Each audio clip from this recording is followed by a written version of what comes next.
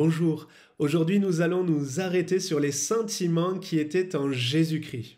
Je vais vous faire travailler, je vous invite à répondre à cette question. Pour vous, quels étaient les sentiments qui étaient en Jésus-Christ quand il était ici-bas? Voilà, je vous invite à répondre à cette question en mettant la réponse dans les commentaires juste en dessous de cette vidéo. Comme ça va permettre à ceux qui ne connaissent pas, eh bien, de connaître le cœur de Dieu, le cœur de Jésus.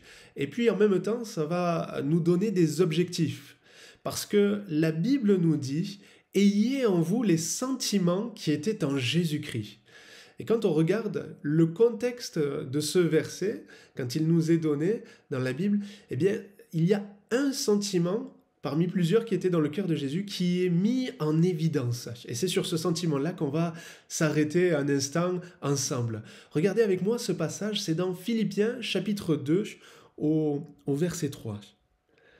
Ne faites rien par esprit de parti ou par vaine gloire, mais que l'humilité vous fasse regarder les autres comme étant au-dessus de vous-même. Que chacun de vous, au lieu de considérer ses propres intérêts, considère aussi ceux des autres. Ayez en vous les sentiments qui étaient en Jésus-Christ. Existant en forme de Dieu, il n'a point regardé son égalité avec Dieu comme une proie à arracher, mais il s'est dépouillé lui-même en prenant une forme de serviteur en devenant semblable aux hommes. Et il apparut comme un vrai homme. Il s'est dépouillé lui-même, se rendant obéissant jusqu'à la mort, même jusqu'à la mort de la croix. C'est pourquoi aussi Dieu l'a souverainement élevé et lui a donné le nom qui est au-dessus de tout nom, afin qu'au nom de Jésus, tout genou fléchisse dans les cieux, sur la terre et sous la terre, et que toute langue confesse que Jésus-Christ est Seigneur, à la gloire de Dieu le Père. Amen. Mais que l'humilité vous fasse regarder les autres comme étant au-dessus de vous-même. L'humilité. Voyez, on voit que c'est vraiment ce qui est mis en avant dans ce passage concernant les sentiments qui étaient en Jésus-Christ. L'humilité, ce mot, l'étymologie, ça vient du latin humilitas, ça signifie ce qui est bas physiquement, c'est un dérivé de humilis. Là encore, ça nous parle de ce qui est bas, près du sol, de caractère humble, effacé, modeste. Et ça vient encore d'un autre mot qui est humus. L'humus, ça nous parle, l'humus, ça parle de la terre. C'est avec cette pensée qu'Abraham, à un moment donné, va se tourner vers Dieu, en réalisant justement d'où il était sorti, ses origines, et c'est en fait ce qui marquait vraiment justement son humilité. C'est comme cela qu'il va prier dans Genèse chapitre 18, verset 27, il va dire à Dieu, Abraham reprit et dit « Voici, j'ai osé parler au Seigneur, moi qui ne suis que poudre et cendre. » Il réalisait qu'il était tiré de la poussière. On sait que l'être humain, le premier, a été créé par Dieu à partir de la terre, la poussière, et l'être humain, après sa mort, retourne à la poussière. Ça, c'est ce qui nous ramène de là où on est sorti, et pour justement ne pas nous élever, ne pas nous enorgueillir devant Dieu, mais réalisons toujours cela. Et Abraham le réalisait bien, c'est comme cela qu'il va s'approcher de Dieu, et il va être exaucé, parce que Dieu exauce les humbles. Mais par contre, la Bible nous dit que Dieu résiste aux orgueilleux. Il donne sa grâce aux humbles. L'humilité, c'est comme on le comprend avec tout ce qu'on vient d'entendre, c'est s'abaisser, c'est se mettre en dessous pour être au service de Dieu en premier, mais aussi au service les uns des autres. Mais l'humilité, c'est plus que d'être au service. L'humilité, c'est cette attitude dans notre cœur qui consiste à reconnaître nos limites et nos faiblesses, et en même temps qui nous amène à reconnaître la grandeur de Dieu et sa force, sa toute-puissance. L'humilité nous amène par la suite, concrètement, elle consiste, l'humilité, à servir. Jésus nous a laissé cet exemple. Il est venu, il le dit, je suis venu non pas pour me faire servir, mais pour servir. Il est venu comme un simple homme, comme un serviteur. Et serviteur, même dans le texte original, ce mot, il a deux sens. Il peut aussi parler d'esclave. C'est le même mot pour serviteur comme pour esclave. Et Jésus a pris cette forme comme un simple homme de serviteur, d'esclave pour nous sauver, pour nous secourir, pour nous libérer. Servir, voilà, ça fait partie de... quand on a de l'humilité, ça fait partie des conséquences. Se servir dans le foyer, la famille, servir son épouse, servir son époux, servir aussi ceux qui sont faibles, les plus démunis, les pauvres, les bas tombés dans notre société. Être au service de ceux qui sont au plus bas. Voilà l'exemple que nous laisse Jésus. Lui qui était au-dessus de tous, il est venu au-dessous de tous pour nous servir. L'humilité, ça nous amène aussi concrètement, eh bien, quand on me parle, à écouter. C'est faire preuve d'humilité quand on me parle, écouter. Mais c'est aussi accepter. L'humilité va m'amener à accepter quand on me reprend.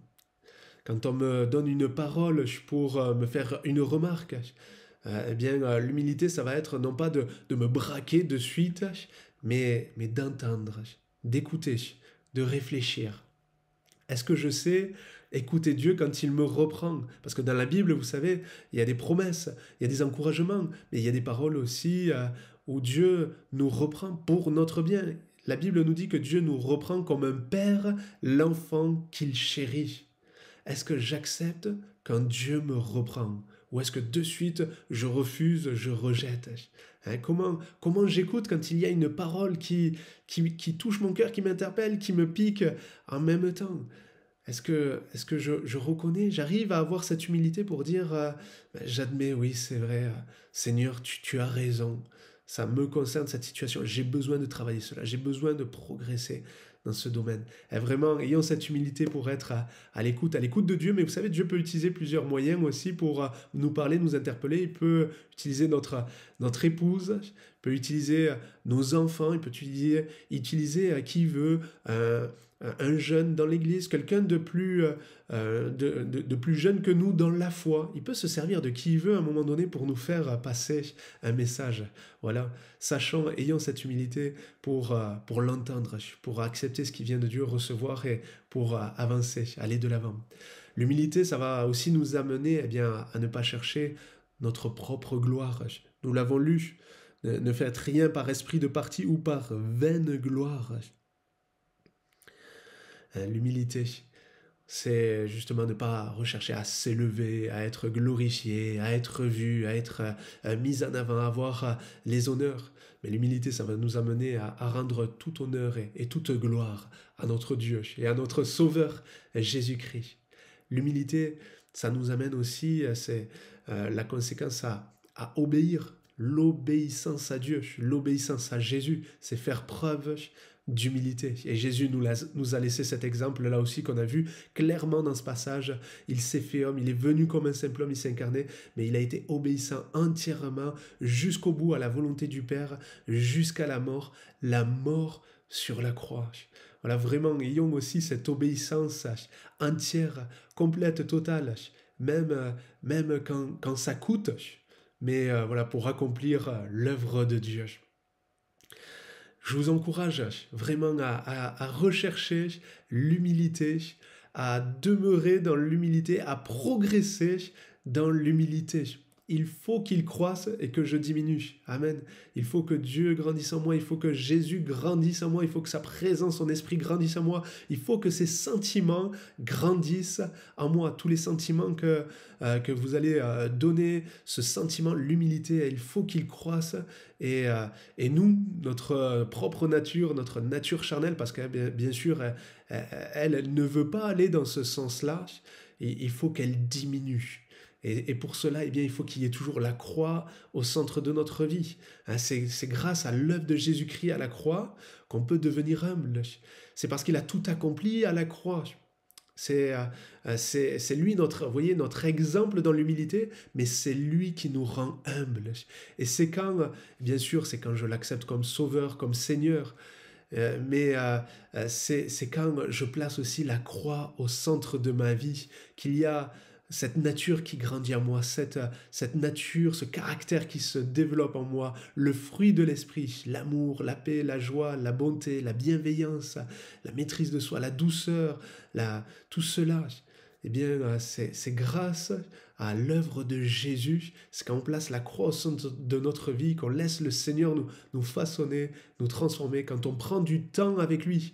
C'est pas grâce à la religion ou voilà, à la religiosité qu'on pourra devenir humble, mais c'est vraiment en prenant du temps dans la présence de Jésus, dans notre quotidien, hein, toujours en recherchant à développer notre relation, notre communion avec lui et en gardant les yeux fixés sur lui.